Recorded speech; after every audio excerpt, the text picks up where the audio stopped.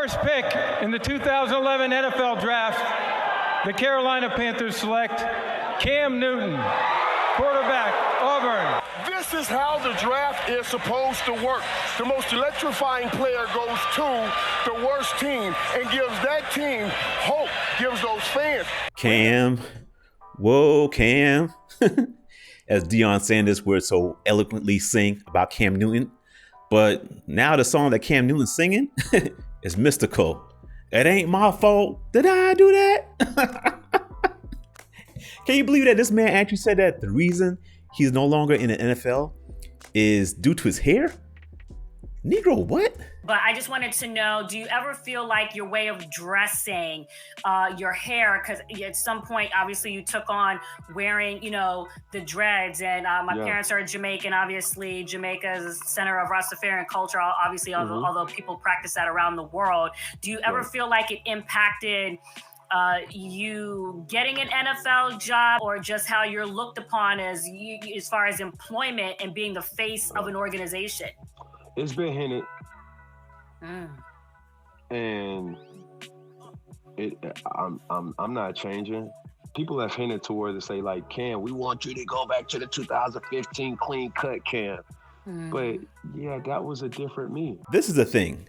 Cam Newton knows the reason why he's not in the league, but because of all these, sports leagues are so woke and inclusive and are trying to, end racism, because a great way to end racism is to place that statement in the end zone. You know that, right? I mean, every time I see the end racism in the end zone, I feel good. I feel empowered as a black man. Man, the pandering is on a different level. And Cam knows this.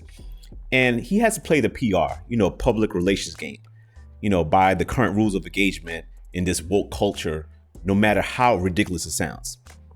Now, this attempt, I want to believe, will not work because all the pushback he received or have already received from his contemporaries and, also from guys like myself on YouTube and others. But I know it's one thing, that the liberal sports media, like ESPN and Fox Sports, they have yet to address this outrageous claim, which tells me that this may be something. It may be something that they can use against the NFL if steam picks up about it. I mean, we all know that the liberal media hates the NFL and their owners and just continue to label them as racist, even though a majority of the league is black. And don't get me on the whole black coaches thing. I mean, to me, that's more of a culture issue than anything.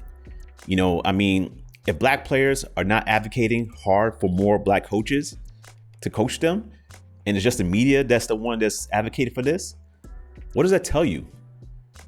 It tells you that more black coaches in the NFL is just narrative. It has very little to nothing to do about substance. But what Cam wants here and wants to prevail is a narrative, not substance, meaning his skills on the field.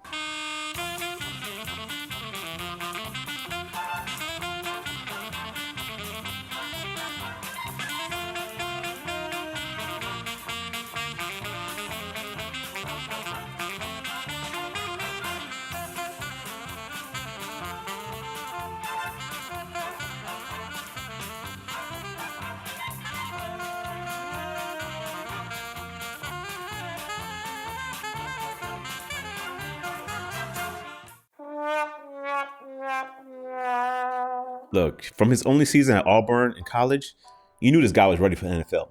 I mean, people were saying like he was LeBron James at the quarterback position. You knew that if it was third and short, that it was a guaranteed first down if you're playing against Auburn with Cam Newton. And once Cam got drafted by Carolina, dude shot out like a rocket. I mean, I remember he threw for over 400 yards in his first two games, and he ended up easily winning Rookie of the Year. Now, he, of course, went through some hiccups. Naturally so, a lot of athletes do.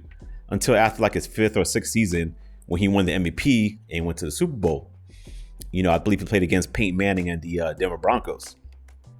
And looking back, this is where things really started to turn for Cam Newton. Here he comes, number 58. Von Miller against Mike Rivers one more time. Cam Newton didn't feel it, didn't step up.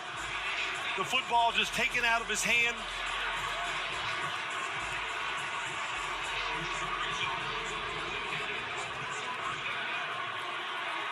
Cam Newton decides not to dive in there. And he backed away from it. He jumped away instead of jumping into the pile. Yep. I guess he made a decision it wasn't worth to go in there and get it. You know, I remember as a teenager watching the 1995 or 1996 NBA Finals where the Orlando Magic will play against the Houston Rockets. And, you know, I was a big Penny Hardaway fan, so I wanted Orlando to win that series. And I remember a player on the Magic by the name of Nick Anderson. You know, he went to the free throw line late in the game. I'm not sure it was game 1 or game 2. And he missed both free throws.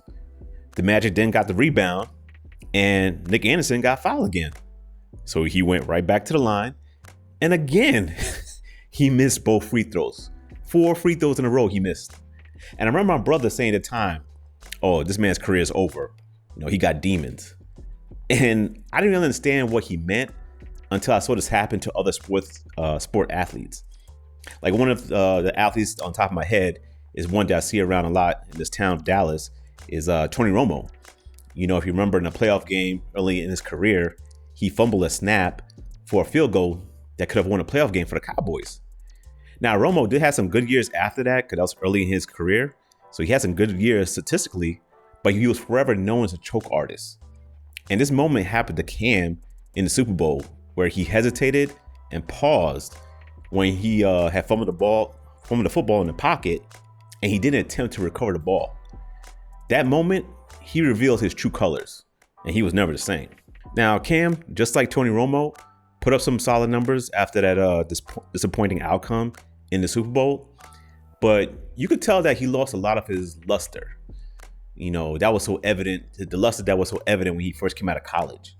You know, from that point in the Super Bowl, you start seeing Cam lean more into a persona, you know, a caricature of sorts, as opposed to improving on the field. Especially after he got lambasted for his supposed sexist remarks. I mean, yeah, it was sexist, but, you know, he really did, it wasn't really that bad. He did apologize. I know you take a lot of pride in seeing your receivers play well. Devin Funchess has seemed to really embrace the physicality of his routes and getting those extra yards. Does that give you a little bit of an enjoyment to see him kind of truck sticking people out there? It's funny to hear a female talk about routes. Like, it's funny. And from there, it was pretty much over for Cam. He went full woke, you know, from his attire to his mannerisms and how he addressed the media to now playing the victim card. And look, these athletes may not be too smart, but they have smart people in the team to advise them. Because just a month ago, Cam said that he believes he's one of the top 30 quarterbacks in the league. Therefore, he should be on the roster when the season starts. Now, the liberal media and everybody else, rightfully so, we all disagree with him and let him know his place. His place is basically right now as a backup. So what does Cam Newton do a month later after the NFL draft? Cry victimization through prejudice over his hair, knowing damn well there are numerous players in the league with hairstyles similar to his. But like I said, Cam has smart people in his camp. So he made sure to specify quarterbacks with his hairstyle. Knowing how quarterbacks are deemed as, you know, leaders and faces of the franchise, he made sure to throw that in. And the only quarterbacks that I could think of that might have somewhat of a similar hairstyle would be Kyler Murray and Lamar Jackson. Although now that Lamar Jackson has signed a huge contract, for some reason he looks more like Viola Davis. You know, so these guys, man. Whew. But this is where we are with our athletes, especially our black athletes. You know, from, you know, dressing up looking like a woman, to flopping and complaining like divas, to protesting and claiming a league is racist, but then wanting to be back in that racist league, to now being a former Heisman Award winner, NFL MVP, and a possible future Hall of Famer that is crying victimization over his hair. This, my friends, is woke sports. This is a contagion that will just get worse. As I can see, the next thing will be Russell Westbrook complaining somewhere in the offseason because no NBA team will offer him anything above the veterans minimum. That's where we're going now. And don't get me started on Ben Simmons. That man is a poster child of young, rich, entitled victim athlete. I mean, these guys, I hate to say, are jokes. So tell me, what do you think? Not if Cam could get back in the league, because I think he can, you know, if he humbles himself a little bit and becomes a backup quarterback. But what do you think? Why are athletes like Cam so quick to embrace being victimized? You know, just let me know in the comments below. I appreciate that.